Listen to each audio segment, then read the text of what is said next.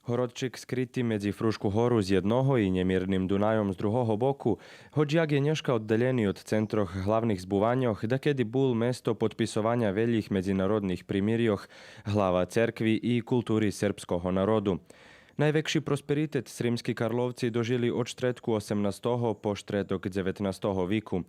Tedy zbudovaní veľi i dneška najznačnejší budinky viazaní za tod horod, nasampred špitaľ, apatika, bohoslovia i gymnazija.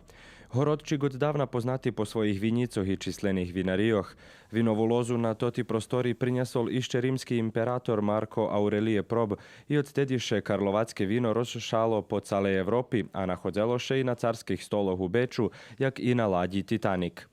Dneška še na čest z toho vina každoho roku u septembru u rímskych Karlovcoch otrimuje oberačka hrozna i prave šveto za ljubiteľoch vína, keď še na tamtejších ulicoch zidu veľi produkovateľe vína i druhých domašních produktoch. Fruška hora popri rímskych Karlovcoch ponúka i rižni druhý interesantný zmisti. U nedzeľovým televízijným magazínu hodný ste opatriť náš predklad jednodňového výletu, ktorý oblapia vecej charakterističný lokacii na tým prostore.